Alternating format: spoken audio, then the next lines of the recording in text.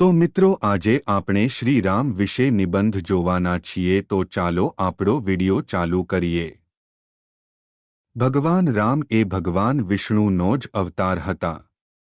મર્યાદા પુરુષોત્તમ તરીકે જાણીતા એવા શ્રી રામ એક યોદ્ધા હતા તો કરુણાની મૂર્તિ પણ ખરા।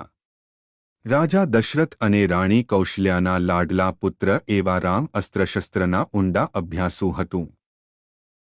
મહર્ષિ વિશ્વામિત્રે તેમને અકલ્પ્ય એવા શસ્ત્રો આપ્યા હતા તો અગત્ય ઋષિએ તેમને ઘણી શક્તિઓ પ્રદાન કરી હતી।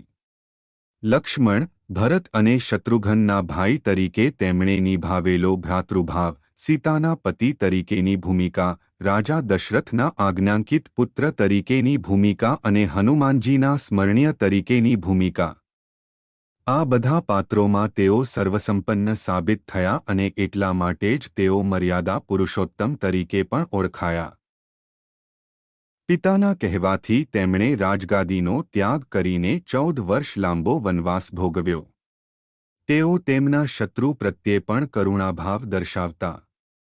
જો કે તેઓ જરૂર પડે શત્રુને મારીને મોક્ષ આપવાની શક્તિ પણ ધરાવતા હતા। તેમણે માત્ર એક જ બાણથી તાડકા નામની વિશાળકાય રાક્ષસીને મારી નાખી તો બે સમાંતર બાણથી સુબાહુ અને મારીચ નામના રાક્ષસોનો સંહાર કર્યો।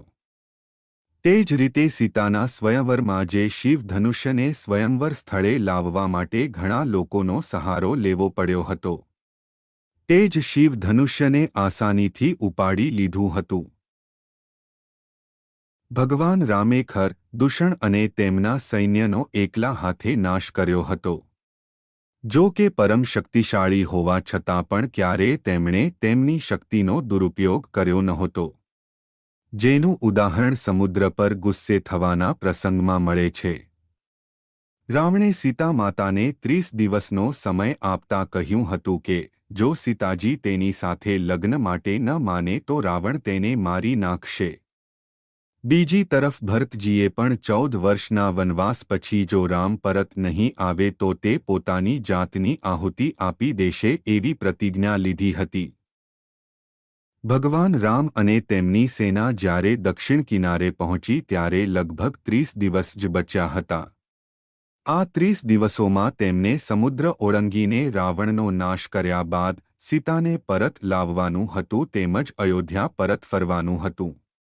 પોતાની પાસે સમય બહુ ઓછો હોવાથી લક્ષ્મણે સાગરદેવને રસ્તો આપવા સૂચન કર્યું।